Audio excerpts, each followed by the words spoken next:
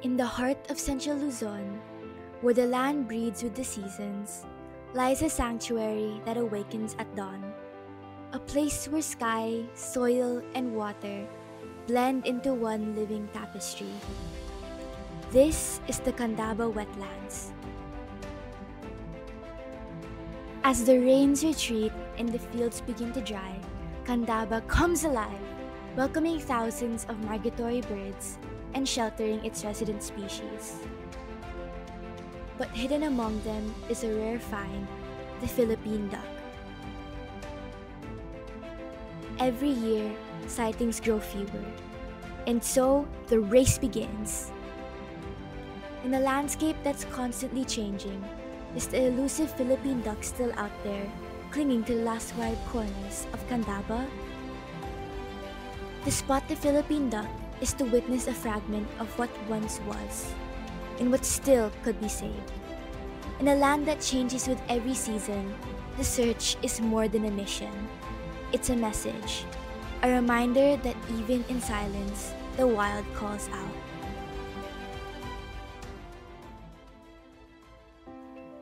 To find out, a new generation sets out in search for answers, guided not just by binoculars, but by questions, curiosity, and a deep respect for biodiversity.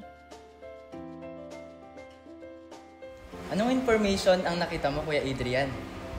Alam niyo ba na nabasa ko sa isang article online na ang Philippine duck o patong gubat ay endemic o dito lamang sa Pilipinas matatagpuan? Talaga ba? E di kung nawala na pala siya, e di wala na rin tayong chance na makita. Kasi wala naman ito sa ibang bansa.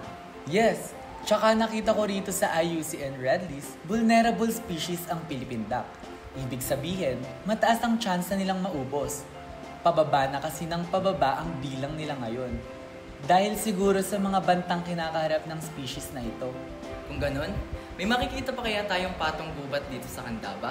At saka, hindi ba parang ang hirap i-distinguish ang pagkakaiba nila ng mga ducks na makikita roon?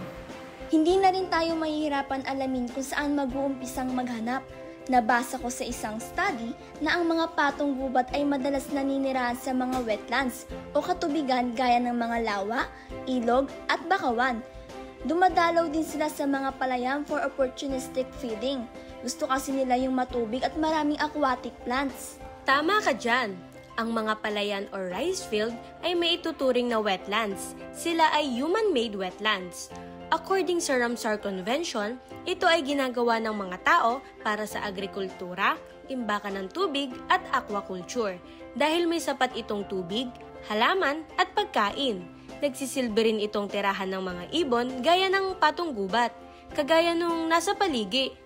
Sa tingin ko, sapat na itong mga na-research natin. May idea na tayo kung anong itsura at saan ito makikita. Sana perfect ang score natin kay Sir sa project na to. Pero wait lang. Ang lawak ng Candaba Wetlands ay 32,000 hectares. Saan tayo magsisimula? Try siguro nating magtanong sa locals at experts. With field notes in hand and questions in mind, they set out on their journey to find the Philippine duck. But will their search end with a sighting, or will the Philippine duck continue to keep itself a secret? Kayo po, may nakikita pa rin po ba kayong Philippine duck dito po sa Paligi, Candaba? Mayroon pa at nakakatuwa na isipin na dito sa Candaba ay marami pang naninirahang Philippine duck at maging yung mga dumadayong ibon. At nakakamiss na makita sila muli. At ito'y sana'y makita pa at masaksihan ng mga next generation at sa mga susunod pa. Tuwing kailan po kayo nakakakita ng Philippine duck po dito sa Candaba? Ang nag-uumpisang dumarating dito yung mga Philippine duck na tinatawag na wild duck, mga September. Pag wala na yung abag at bagyo, tahimik na rito, yun dumarating na sila. Marami na sila dito sa loob. Pag naglalagay na kami ng palay, doon lang sila umaalis kasi marami ng tao noon. Saka yung tubig, naglagay na yung mga magsasaka, konti na lang yung tubig dito. Halos doon na lang sa mga mabababa lugar tsaka kanal, konti na lang yung pag-ano nila. Pero pag nasa bugan na yun, aalis na sila, kusa silang lalayo. Nakakita na po kayo ng Philippine duck? Saan po kaya ito pwedeng makita? Philippine duck? Hindi na rin sila madaling makita ngayon, pero hindi rin sila imposibleng hanapin. Karaniwan sila tahimik at mailap. Lalo na ngayon na ang daming pabago-bago sa paligid nila at marami rin silang kinakaharap na threats. Pwede ko kayong tulungan kung saan siya mahahanap. Paano po natin ma-identify ang Philippine duck? Ano po ang current status nila?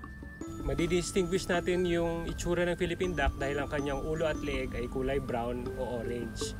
Yung kanya namang tuktok dito hanggang batok ay maitim, pati yung mata niya may linya, so parang may eyeliner.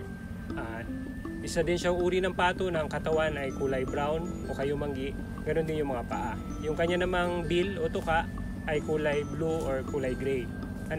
Tapos yung lalaki at babae, magkamukha yung kulay pero yung kaibahan nila ay mas maliit yung babae. Sa kasalukuyan ng ating Philippine duck ay vulnerable base sa IUCN. So marami silang threats na kinakaharap. Pangunahin dito ay yung hunting o panghuhuli sa kanila para gawing pagkain. Pangalawa ay yung pagkaubos ng kanilang tirahan. Kahit pa man makikita sila sa buong parte ng Pilipinas, dahil nga sa mga threats na ito, sila ay mailap o mahirap makita. Uy, hindi ba Philippine duck to? Based sa field guide, yan ay isang little grebe, least concern at native dito sa Pilipinas. Ito naman ay long-tailed shrike. Sabi sa IUCN, isa ang bansa natin kung saan sila nagbe-breed. Wow!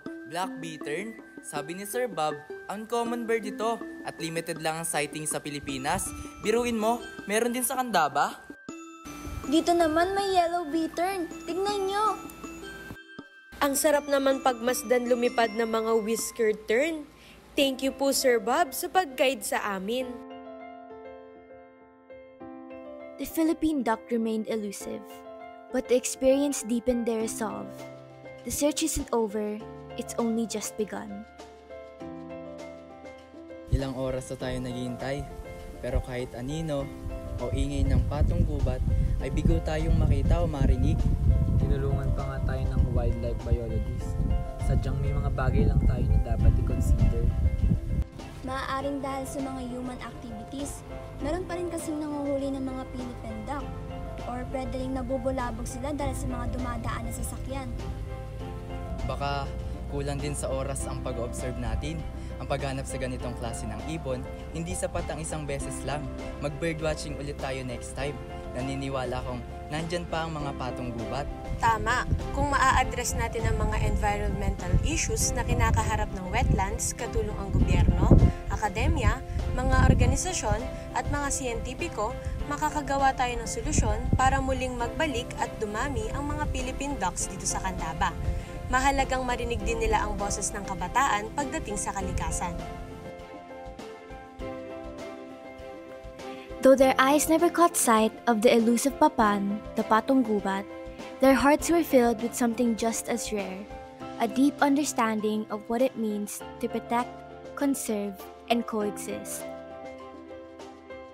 Akala ko madali lang itong ginagawa natin. Hahanap lang ng Philippine duck, then mission na-accomplish na. Pero habang tumatagal, mas lalo palang nagiging makabuluhan itong ginagawa natin. Kahit hindi tayo sigurado kung makakakita ba tayo ng Philippine duck, patuloy pa rin tayo. Kasi may gusto tayo mapatunayan na nandito pa sila, na may pag-asa pa.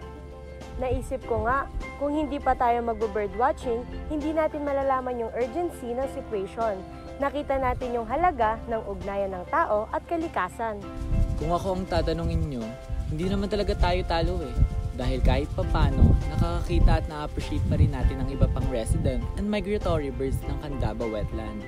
Nalaman din natin ang problema tulad ng illegal hunting, pollution at habitat loss. Tuloy-tuloy ang pag-unlad ng bayan ng Candaba kung mapapangalagaan din natin ang ating kapaligiran. Pwede siguro makipagtulungan tayo sa Society for the Conservation of Philippine Wetlands. Di ba nung umattend tayo sa youth eco camp nila, nabanggit doon na may program sila tungkol sa sustainable farm tourism.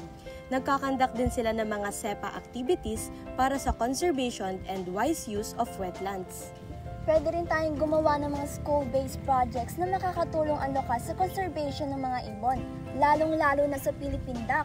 para malaman ng mga residente, lalo na ng mga kabataan kung gaano ito kahalaga. 1, 2, 3, tuloy ang laban para sa Batong Gubat! They didn't find the Philippine duck, not this time, but they found something more powerful: the courage to protect, the will to educate, and the hope to conserve. In every failed search lies the seed of a future sighting, because hope, like wetlands, may dwindle quietly. But with care and committed action, both can be kept alive.